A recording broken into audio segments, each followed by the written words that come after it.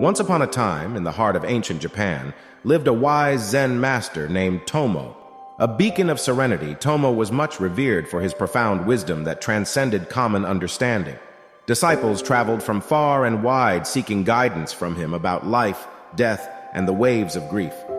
One such individual was Seiji, a weary traveler, carrying the weight of defunct dreams, deeply marred by the recent loss of his loved ones by a misfortune. Consumed by grief, hope eluded him. Seiji sought Tomo and expressed his torment. "Master Tomo, I am lost in a sea of despair. The waves of grief are ferocious, choking out any semblance of peace." His voice cracked, his heart pierced with the loss. Master Tomo, perceptive and compassionate, recognized Seiji needed not just solace but also understanding. He realized, to help Seiji, he had to teach him the stages of grief. The first wave, denial. To illustrate this stage, Master Tomo handed Seiji a hefty stone. "Hold this and deny its existence," he instructed. No matter how Seiji tried to deny the stone's existence, its weight was undeniable. "Grief is akin to this stone, Seiji," explained Master Tomo gently. "In the beginning, shock makes us deny the reality of our loss. We feel our world is collapsing, yet we still try to maintain a sense of normality. This is the first wave of grief, denial. The second wave, anger. Master Tomo then asked Seiji to throw the stone into the serene pond nearby. Upon hitting the surface, the stillness bled into ripples, the peaceful demeanor of the pond disrupted. Observe the disturbance caused by the stone. All Seiji saw was a peaceful pond protesting the sudden disruption, a harsh ripple replacing tranquility. The spree of loss often instigates anger, a sense of unfairness. The tranquil pond of our life feels harshly disrupted, causing the second wave, anger, explained Tomo. The third wave, bargaining next.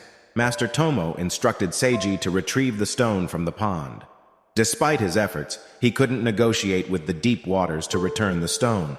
He was helpless.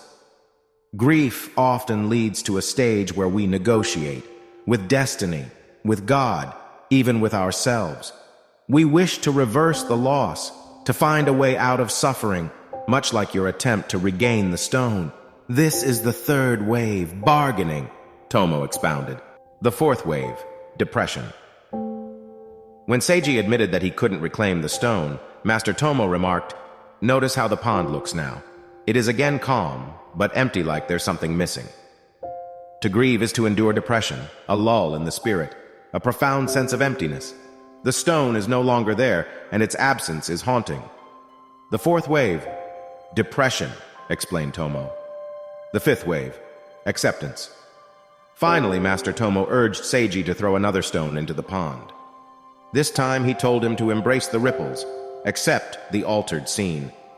"It's not the same, but it's still beautiful," Seiji whispered, understanding the words unspoken. Acceptance, Seiji.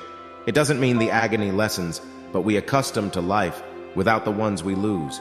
We transform our hearts to accommodate the loss.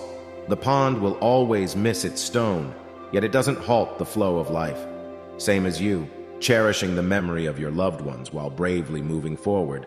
This is the fifth wave, Master Tomo concluded. Touched by the Zen truths taught by Master Tomo, Seiji left not with an instant balm for his grief, but with a lantern of understanding to guide him through the darkness of his loss. His journey on grieving had just started, but now he had the wisdom from a Zen master to navigate the deep waters. In this heartbreaking but transformative process, Seiji eventually found his harmony, his acceptance. His heartache was enrolled into strength, his dreadful waves into nurturing tides. Thus, Seiji learned to honor his grief not as a sequence of trials, but as an expedition to healing interspersed with waves of myriad emotions, the Zen Master's stages of grief.